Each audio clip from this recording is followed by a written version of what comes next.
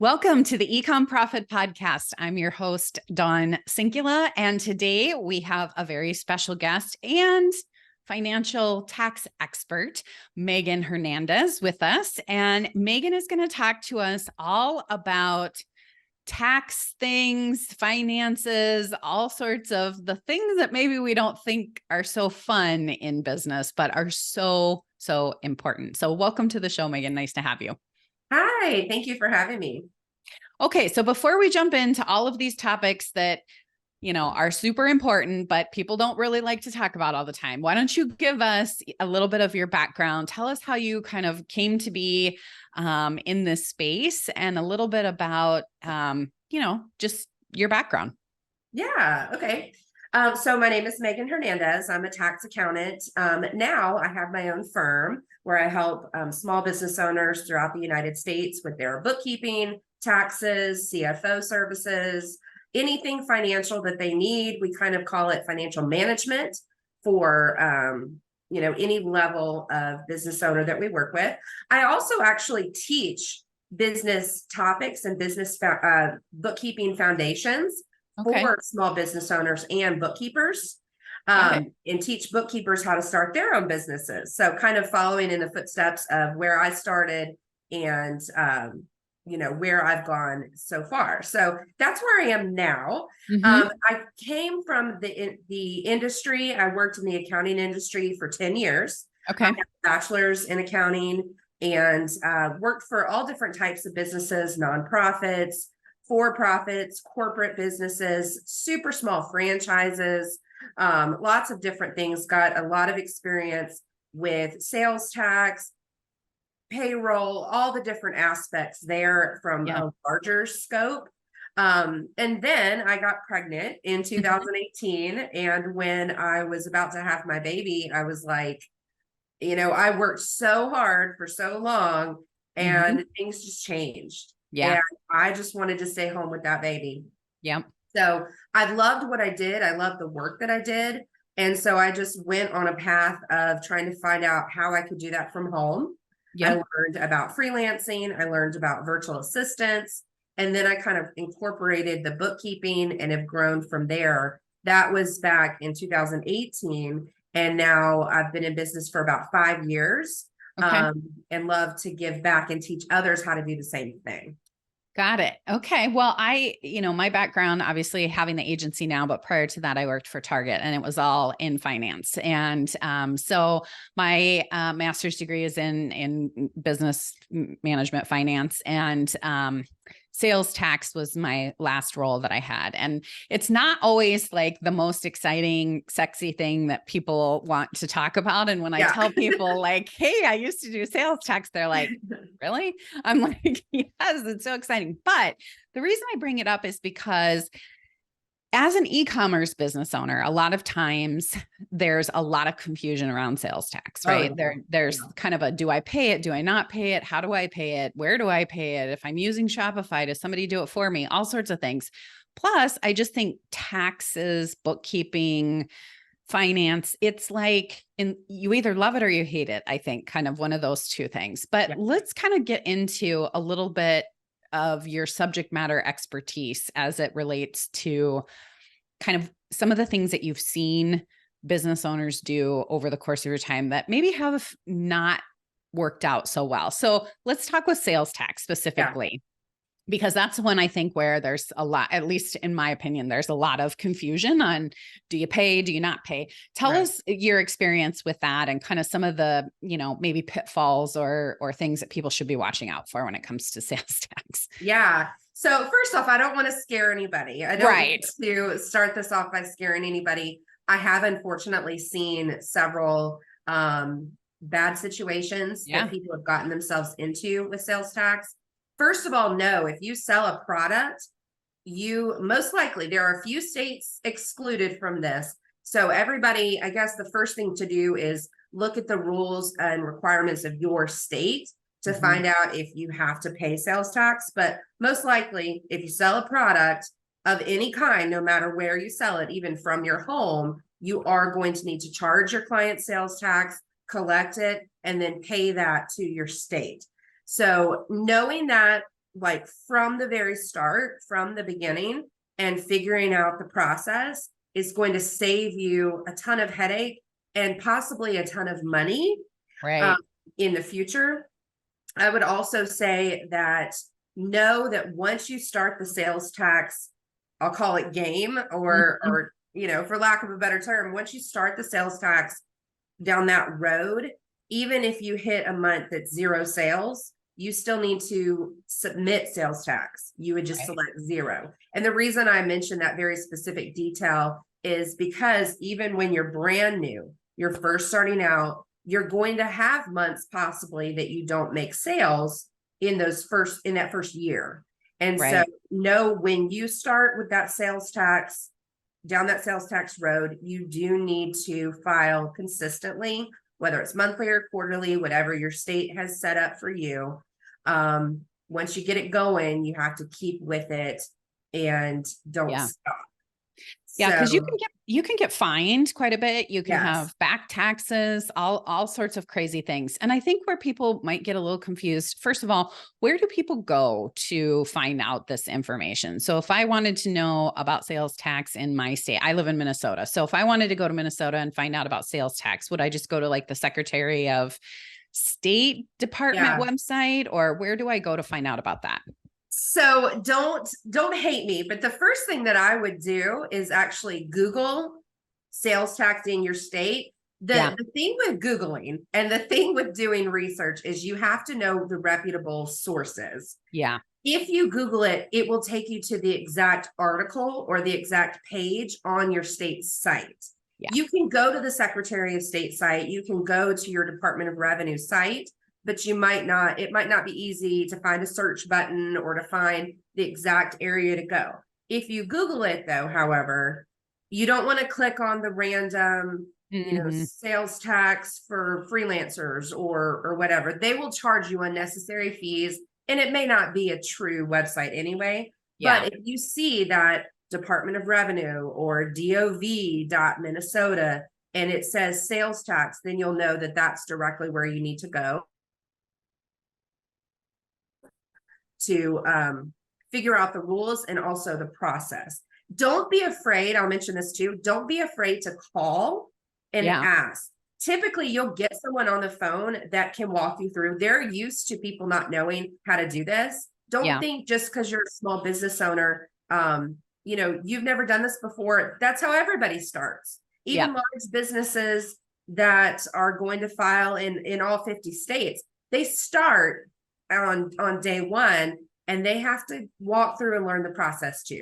So don't be afraid to really dumb it down for yourself, really get simple with it. If your website is not clear, don't be afraid to call or even reach out to an accountant to help you. But if you're going to do it yourself, make sure that it's super simple, simplified for yourself.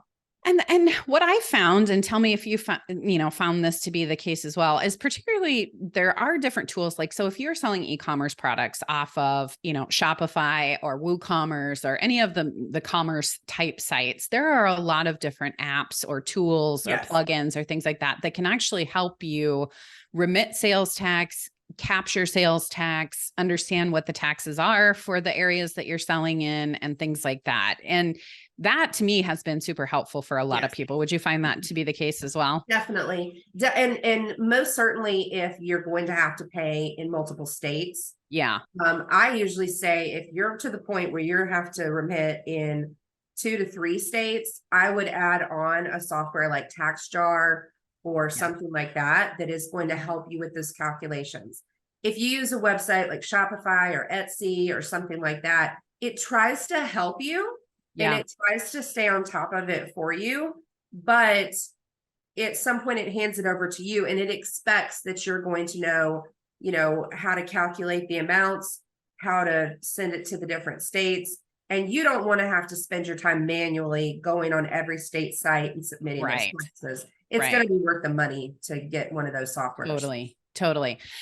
Okay, so sales tax, we just dove right into the heavy hitter right there at the beginning with the sales tax. But what are some other areas or opportunities that you see business owners maybe struggle with when they first get started, or even as they, it surprises me that business owners sometimes have great success, but don't really understand the bookkeeping side of things, don't understand the need for bookkeeping or tax services or things like that. So tell us collectively, in your experience, what are some things that you see maybe as the biggest mistakes or the biggest opportunities that business owners make when they start, or in business and they don't think about it from that perspective?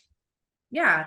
So I'd say starting on day one, and this is actually applicable, like if you're listening and you've been in business for years and you've not done these things, it's not too late. You Yeah. can go back and do some of these things. So on day one, you want to decide what type of business you are, what type of business entity you are, and that's going to determine how you do your bookkeeping and even how your taxes are filed later on. So if you want to start out as a sole proprietorship, totally fine. Nothing wrong with that.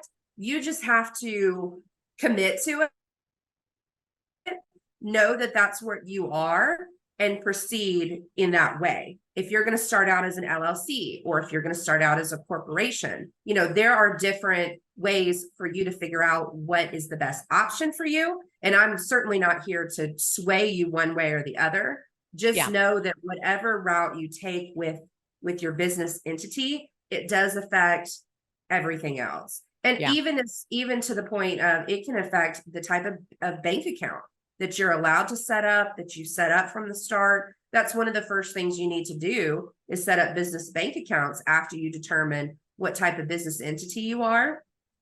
After you set up those bank accounts, that's when you start thinking about, okay, how am I going to track this? How am I going to track my expenses and my income? A lot of people's go-to is a spreadsheet. There's nothing wrong with a spreadsheet in those first couple of days or weeks. But when you start making sales, you need to get on a system that is more robust. You need to get on QuickBooks Online, Wave Financial, Xero. Those are some examples of good ones that you could use. The reason being, because it's not all about income and expenses. There are other things that come into play that you are going to wish in years down the road that you had been watching. Right. Things like the worth of your business. You're not going to be able to tell the worth of your business in 5 years if all you've been doing is tracking your expenses for tax deductions. Right.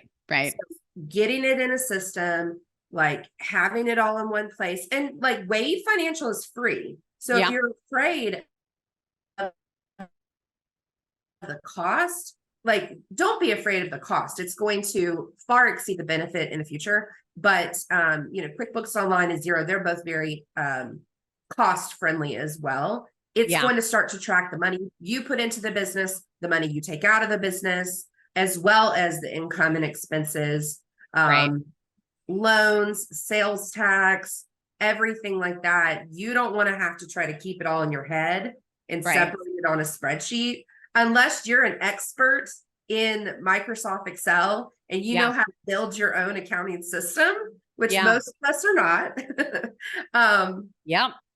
You want to get into one of these systems to make it easier for you. You will thank yourself in the future for doing that. Learning what deductions you can actually count, which I have a free guide. I don't know that I had mentioned this to you already, but I do have a free guide that I can share with your listeners. That is the top tax deductions. That'd be great. I'm sure everybody would love that. That someone can include. So knowing what those are, making sure you're counting them, it is going to pay you back tenfold, not only for tax time, but also for planning in the future. Well, and I think one of the things people kind of get scared of is when they first start out, they don't really know what type of business they are, right? Or what type of business they should be. And my experience has been, you can always start off as a sole proprietor and move into a different category, or start off as an LLC and move into a corporation. And there's certain thresholds and certain types of measurements or financial measurements that you should use to kind of determine, if you were moving up or down or whatever that might look like. But I also think people are fearful of kind of deciding what that looks like initially because they don't think they can ever change it again, but they can, right? I mean, Yeah. Oh, people yeah. can move You can around up change. and down if you sell more or sell less, or how your Yes. business changes, you definitely can move And that that's one of the category. fears with, like, for example, an S corp.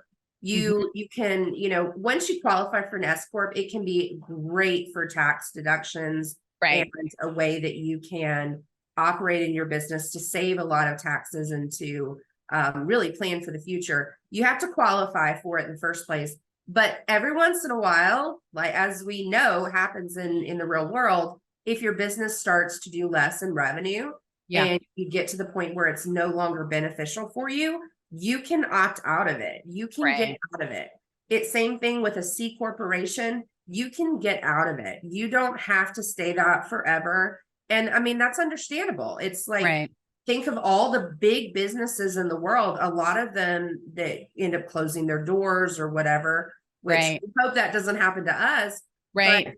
businesses can fluctuate. So the system is designed for us to be able To to fluctuate fluctuate with too. you. Yeah. Yeah. And I think, one of the things that people talk about when they get started with this too is, having all of their money intertwined together. Right. And this seems like it would be such a basic kind of understanding for a lot of us that have, a little bit of that more financial, but it's not common practice for a lot of Right. people, to think about, oh, I need to be separating things out and I need to have, money for my personal life in one bank account and money for my business in a different type of bank account. Yeah. And that's for so many different reasons. But do you find that a lot of times people kind of have it all mixed together and then you're going back and trying to pull it apart?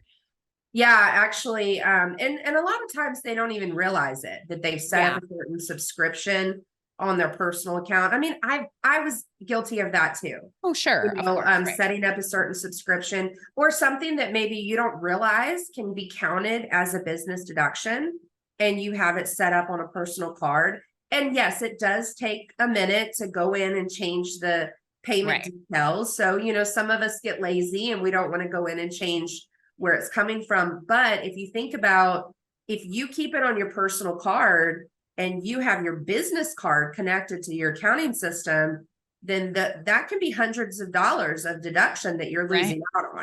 And you're Right. going to have to pay that money back. So let that be an incentive to you Right. to get that Right. switched over. Absolutely. And something that you said that I think, if I could tell one, business owners to do one thing, I think what you said about getting yourself on some sort of automated bookkeeping, accounting type system, I think that would almost be like probably my number one financial tip for people is get started. I mean, it's part of doing business is having expenses, right? And one of the expenses that you need to plan for is some sort of bookkeeping or accounting system, I believe, because you're right. After a certain amount of time, there is absolutely no way you're going to go back and remember to take that little receipt and do this and do that and Right. put it on the spreadsheet and then remember this was for that, or, and there's so many tools that make it so easy for you to just do all of this automatically or automated or take pictures of receipts. And I mean,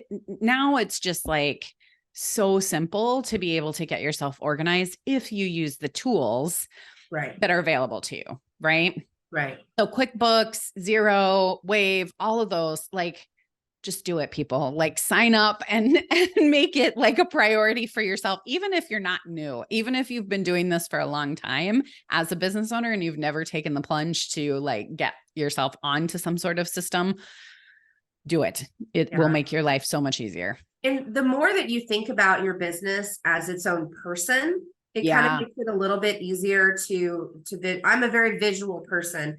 Thinking Right. about, you want to be able to go back and read the story of how your business unfolded and Right. how it's unfolding now. And so if you're using an automated system, you're going to be able to look at the numbers, look at the details, look at the memos, and it's going to lay out your story. And Yeah. that may sound kind of corny to some people, but No, but you it's a need that reality, story. right? Right. And I think if you ever get to a point where, a lot of us would love to sell our businesses someday, or Yeah, people think they want to sell their businesses someday, they people who are looking to buy your business will require that story to be told, right. right? In some Exactly. capacity. And you're going to need to have your bookkeeping system in a way that other people can look at it, first of all, and see what's going on, but then also see the trajectory of your growth and success in a Right. very systematic, automated way that helps people understand, oh yeah, you went up, you went down, you went up, you went down, but mostly Mhm. up, those kinds Yeah, of things. yeah. And I like that analogy of the story. I think that's a great way to think about it. Yeah. And for business loans, Loans, yeah, unfortunately, a lot of us had to start looking at loans a couple of right. years ago, and loans or grants or Yeah, different things like that. And all of a sudden, people were realizing the need for yeah, that story. yeah, So you never know when that might come up. right, right. Okay, so we could literally probably talk about this for hours and hours at a time, but let's kind of think about, maybe as we kind of wrap up here towards the end a little bit, what is the one biggest financial or tax mistake that you see business owners making that isn't maybe the obvious one? What is something that in your experience you go back and go, okay, this is the one thing that people don't know that they really should know about taxes or Yeah. bookkeeping? And, there's a lot of areas that I could bring up, but since we haven't talked much about income taxes, I'll Yeah, say the one biggest mistake that comes to bite people once a year is not planning for tax time, not setting aside money monthly or quarterly towards your taxes, because as a business owner, nobody is taking out taxes out of your paycheck for you. right. You have to set aside money to pay your taxes. So make your estimated payments. Say, if you don't make the payments, at least save the money in a savings account towards taxes, because that money, when you receive it from your client, a portion of that is not yours to keep, Right. unfortunately. A portion of that does have to go back to the IRS. So Yeah. go ahead and plan for that right away. Don't put it in your pocket. Don't spend it. Know that that's not yours to touch, and it's going to save you a huge headache at tax time. And do you recommend, there's probably lots of ways to think about this. And I know there's different bookkeeping methods and tax methods and things like that. But I always tell people, put it in a completely different savings or checking account for Yeah. yourself so that you're not tempted Yeah. to get in there. It's almost like you would put it in with, like a CD or something that you couldn't touch over time, right? Like Yeah. you got to think about it like that. It's like not money that you should be playing around with. So if you kind of out of sight, out of mind, if it's someplace Right. else, then Right. you just really won't have the sort of urge to go in there and start, spending it. Yeah. And you know that about yourself. All of us Right. know our if we are good at saving money, or if we have temptation to touch it or pull Yeah. it out. So yeah, put it in an account where you literally are not allowed to take it out for a year. Right. Or for a lot of people, just setting up a savings account just for that is enough. And just having that restraint Yeah. to know that that's not yours to touch. You're Yeah. just moving that over there to save for tax time. Yeah. I think that's a great, and I think we've all been in those situations where, as business owners, I know for sure I did early on in my time. I've been in business now almost 9.5, almost 10 years. And I remember the first couple years and I thought, I'm not really even making that much money at this point. Like there's not going to be any taxes or anything I'm going to have to pay, or like just not really understanding how Right. owning your own business is different than like when you get a check from a company. It's like a Right. completely different thing. And so, getting hit with a tax bill at the end of the year where you're like, oh, wait, what? I had to Right. take, and it is. I think so many people are surprised when they first start, or even as they get going and really start making some serious money. Your taxes go up the more money you make. And Yes. so you have to plan accordingly. And if you're making $1 million a year, you've got a hefty tax bill that you're going to have to pay off of that $1 million. It doesn't, unfortunately, come for free, but there are lots of great tax, Yes. advantages and deductions and things like that you can take advantage of. What are maybe a couple things like that people don't think about very often? Tax deductions or things that they can, kind of take that maybe not, maybe aren't as obvious to people as they Well, should a be. big one that I think a lot of people are so confused about is an S corp.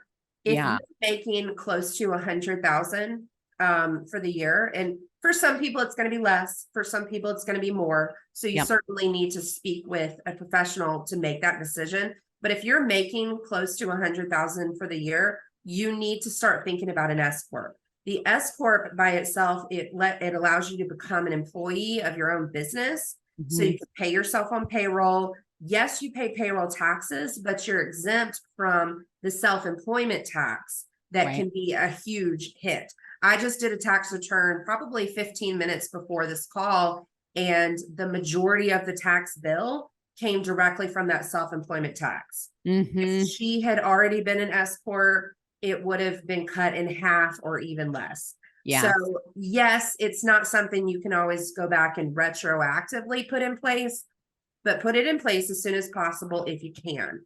Some Yeah. other things are just like simple different subscriptions that you have in your life. I mean, things like, some of the tax law is meant to be interpreted by Right. tax professionals. So Right. I'm not saying that everybody would agree with me on every idea. Right. Everybody has their own Right. their own ways of interpretation. We get But that. things like if you have an Audible account set up for business books or Yeah. for listening to business books, if you have an Amazon business account set up, like things like that, Right.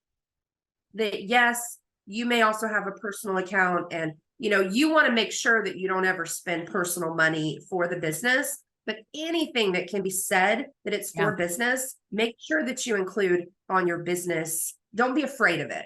Yeah. Don't be afraid to include anything that you could explain. Like Right. imagine a person in front of you asking you, well, how is this for business? If you can explain it, you Right. should feel safe to include it as a business deduction. Yeah, that's a good rule of thumb. If somebody's standing, like the IRS, for example, Yes. standing in front of you, would you be able to explain why this is for business? So, yeah, I think there's a lot of interesting tax rules and regulations and interpretations and things that people don't often think about when it comes to tax law, bookkeeping, accounting, Right. different things like that. And I think this is just a really good taste of, what potential, services you could provide to people, as well as Yeah. just even having conversations with people who are professionals and getting some of that insight.